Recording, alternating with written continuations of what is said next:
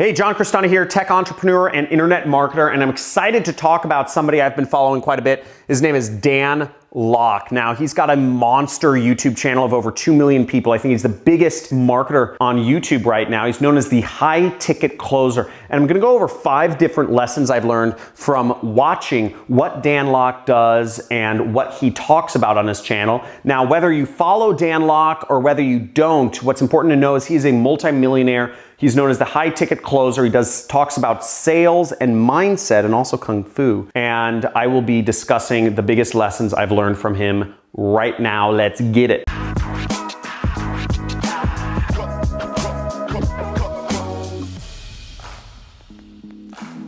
John Crestani here, and I'm going to be talking about the 5 biggest lessons I've learned from Dan Lok. Now, if you follow him, let me know down below in the comments. If you follow him, if you have no idea who he is, let me know in the comments as well. But let's get straight into the first lesson of 5 that I've learned from Dan Lok. So first off, adversity is an advantage. Now, what does saying adversity is an advantage mean? Well, it means if you grew up poor, you have kids running around a house and you can't focus, you have medical conditions, you have family members with medical conditions, you have poor internet access, let that be fuel to create success for yourself. If you have it easy in life, I grew up privileged, I grew up around a lot of successful people. They have no fuel and they're not successful. Most of them are not successful. They're never going to be successful because they never had any reason to persevere. They never had any adversity. They never had obstacles to work through. Working through obstacles is what makes us. Oprah Winfrey grew up poor and got raped as a child, and she was able to go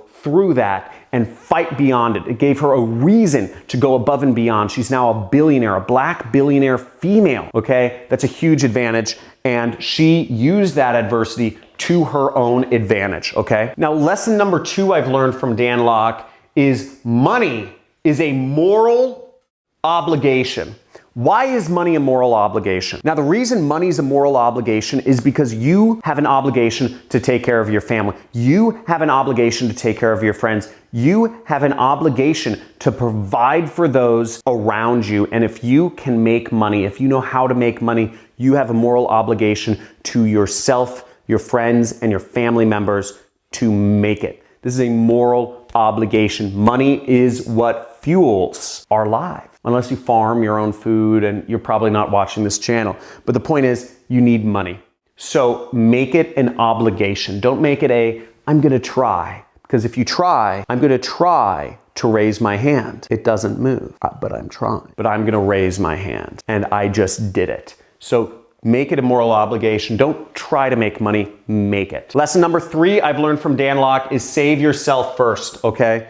Now, you may have great intentions. You may want to help the world. You may want to change global warming. You may want to help the rainforest. You may want to save the whales. You may want to help all these people. But guess what? If you don't make money, if you don't focus on your own finances, if you don't focus on spreading your message out to the world, then you're not going to have as big of an effect as you could on the rainforests or the whales or the whatever is the climate that you want to have. If you become a billionaire, become a millionaire, become a trillionaire, and you will be able to have a greater effect on saving those whales or those oceans or those clouds than anything else that you could do. Become a trillionaire and give all your money away. That's what some of these big billionaires are doing. So save yourself first. And that brings us to our 4th point, which is promotion over creation, okay? Spending your entire life creating a product. I know so many entrepreneurs that focus so much on product creation, on creating the perfect website, on creating the perfect product, on working with Chinese manufacturers to create the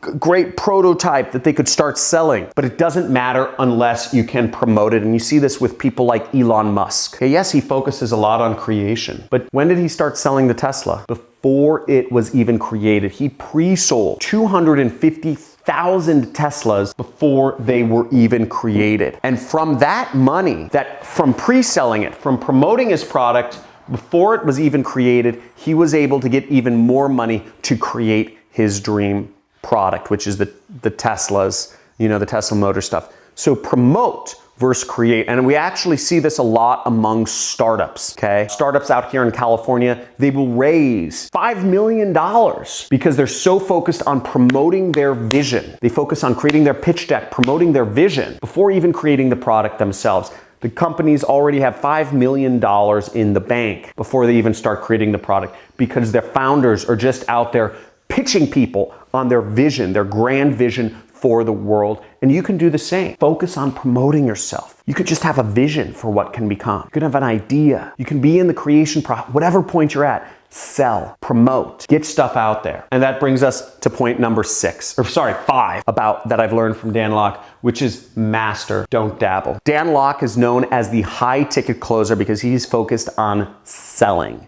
And he's focused on selling big, particularly. He's focused on one thing, selling big. And he's been able to make a lot of money doing so. He's focused on one promotional channel only, YouTube. He's not focused on being big on Facebook. He's not focused on being big on Snapchat, Instagram, TikTok, etc.